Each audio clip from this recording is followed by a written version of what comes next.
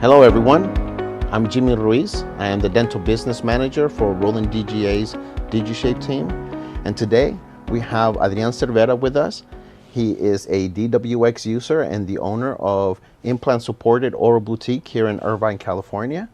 Hello, how you doing, man? Good, man. How about yourself? Doing great. You know, it's good to see you again. You know, we've known each other for quite some time, right? We met in our mid-20s. You know, when we were working at our call center for Cybron Dental Specialties, which is today is Invista, right? Right. So, you know, tell me a little bit about yourself. You know, about who you are. You know, when we first met, we were in a call center, taking calls for dentists and giving them support on our products. And at that time, you were a tattoo artist as well. Well, first of all, good to be here. Thank you for having me. Great to be back. Love the Roland facility, of course. Yeah, that was another lifetime, huh? Yeah. It was a while back, but yeah, tattoo was still something that I did in my younger years, and I would still kind of part time it to make ends meet. I think it was that was like Iraqi war time. I remember it was a little bit of a recession time. It was around the recession. You're right. But I was a technician. I was a dental technician, and that's why it was easy to slide into that technical service position. Yeah. Because I could talk about their dental products, chairside products, about their lab products, and then they also had their infection control. And because I did the tattooing, I was able to touch on I was bloodborne certified, OSHA bloodborne certified and stuff. So I was able to also help them with their technical service on their infection control part of the business. That's great. So let's talk a little bit more. I mean, what I really wanted to get out of this is just to talk a little bit beyond the obvious, beyond the expected when it comes to conversations, and really go beyond the margin, if you will. Of course. And talk about how you came to be who you are today. So we know you as Circon Papi online. You're an expert on all on X type of restorations. You work hand in hand with clinicians, and that's amazing work. But how did you even get there? Like I know your dad was a lot of influence on you as well, but how do you go from being a lab technician doing support for infection control to then just jumping into CAD/CAM? Like, what was your journey like that for that? So I guess because I didn't know what I wanted to do when I was younger, I didn't have a field that I wanted to study. I kind of bounced around and did a lot of things. I knew I loved art, so I always pursued art in many different forms, music and painting, sculpting. And then I was good with my hands, that was obvious. So I did auto mechanics at one point and stuff. And all of those things kind of went shaping me and helping me understand how engineering works, how art works, how things don't always have to be perfect. They just have to flow. Yeah. And so that's kind of how I rounded myself out. And then not going through a schooling system. I always had that fear that I wasn't enough, because I didn't have some kind of a certificate from a school to say, oh, he was an engineer or he was a doctor or whatever. Something like that, right? So I was always chasing the knowledge. That's always wanting to learn from the leaders that were doing the new innovative stuff, and I wasn't afraid to try it. And you worked with a lot of top dogs in the industry, people that have contributed to the industry in many different ways.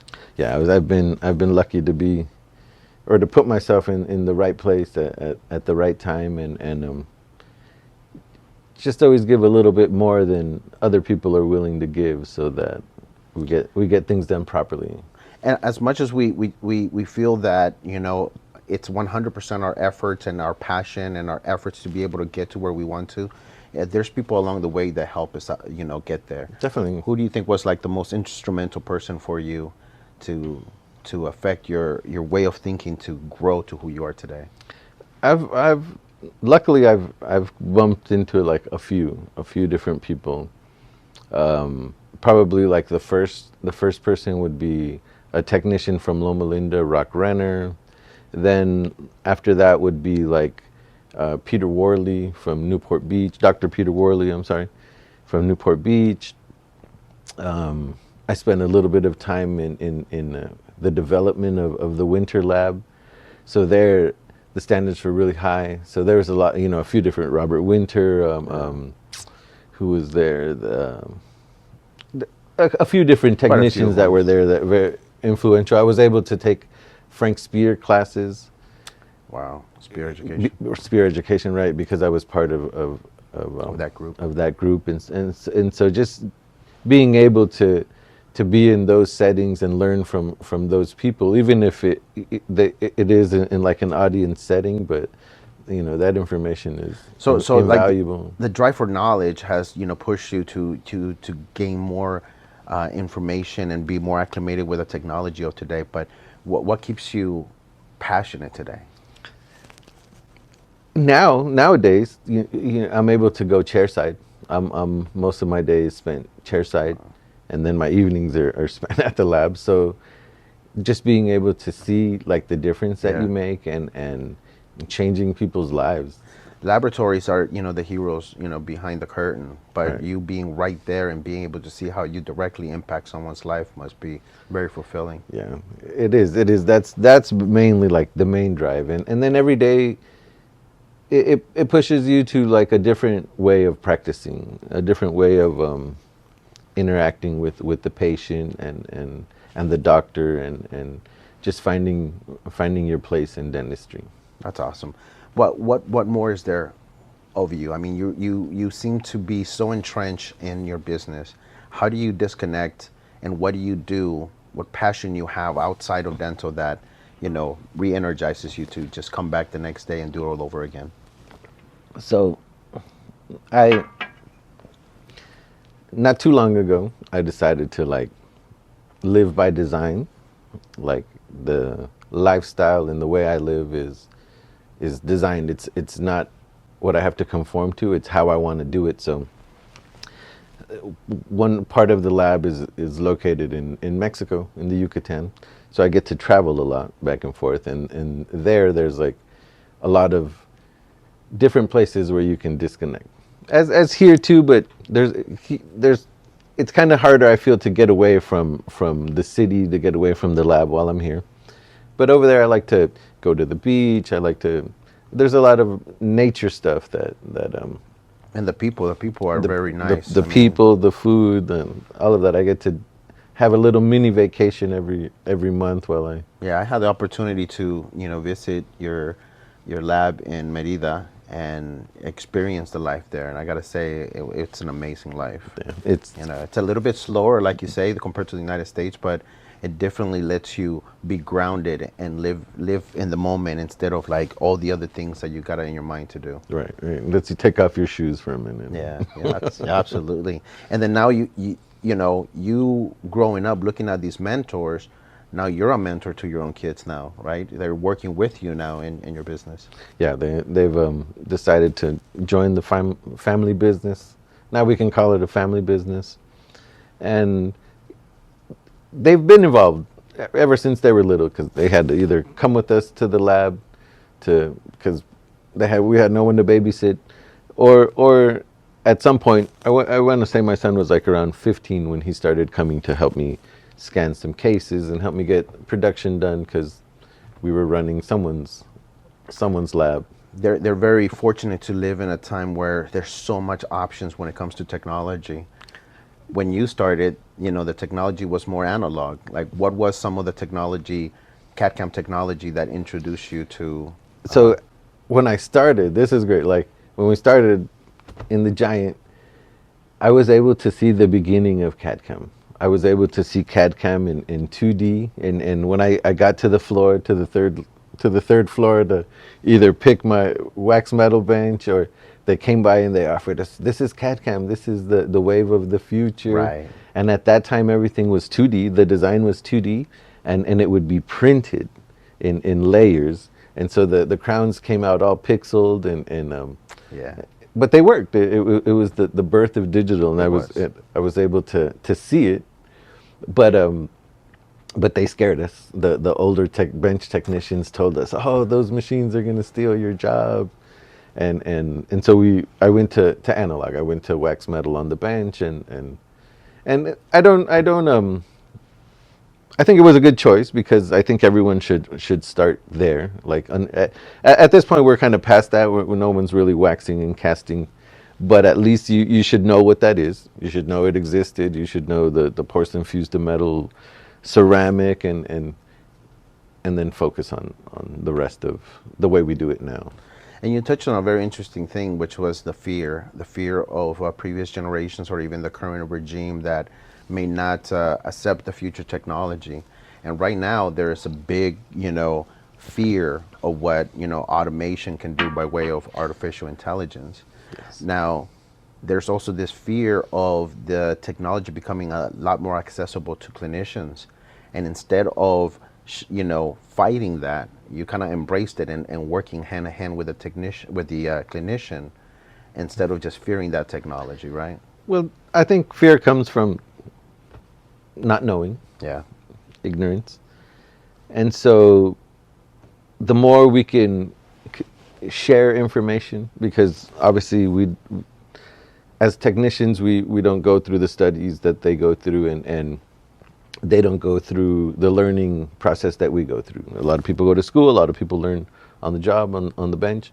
And so, we might think we know what they know, and they might think but until we really get together and talk about it and share the knowledge, how are we going to know? So we put ourselves, I tried to put myself in that position, accessible to talk about things, to make things better, easier, faster, and ultimately like more productive for us. The more we can get done. And as a lab person, what do you think if you were to talk to another lab that is afraid of that technology that is creeping into the clinical office? What's a big misconception that you will say that the lab industry has regarding technology and the clinical space when it comes to chairside?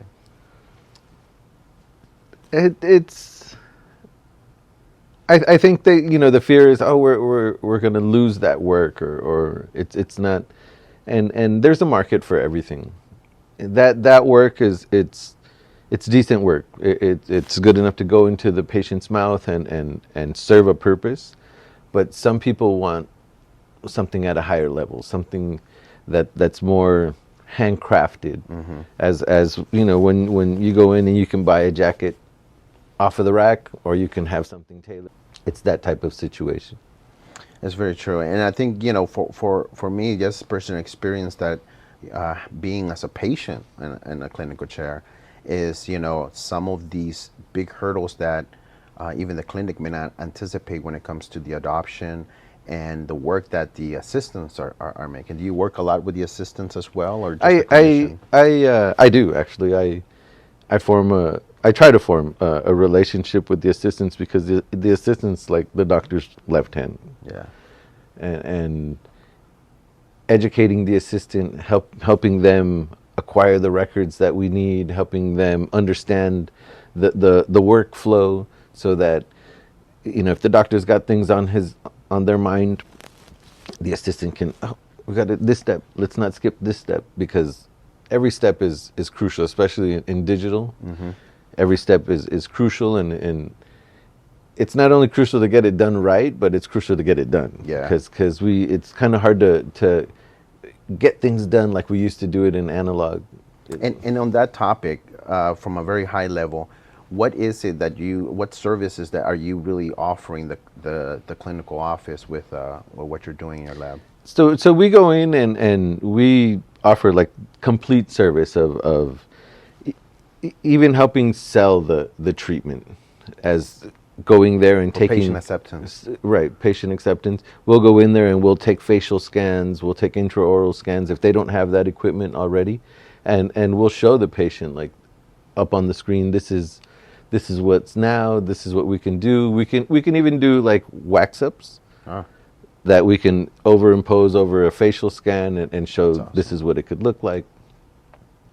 And so that helps sell the case. Once the case is sold, then we'll go into the planning with the doctor. From those same scans, we'll take that into the planning stage and prepare everything for a day of surgery. We'll show up day of surgery, help do immediate load. If the doctor has a printer or milling in office, if not, we'll bring it back next day and load it up within 24 hours.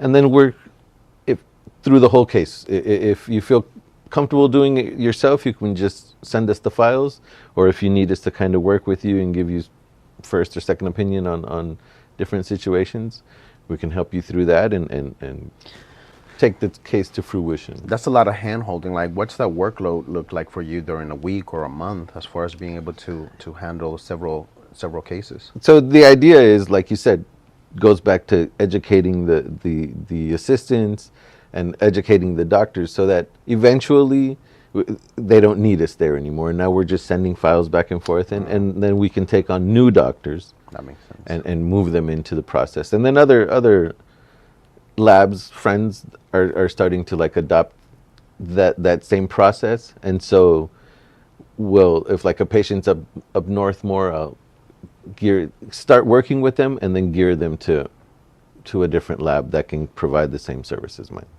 That's amazing. That's really embracing the technology and being able to work with the clinician, how kind of like it always been, right? Like, I think that there was a time where, when we were working together, there was probably like 13,000 labs out there. Right. And now, LMT tells us there's like under 5,000. So, being able to be that aid on the side for the clinician, I think that it's a evolution of the dental technician.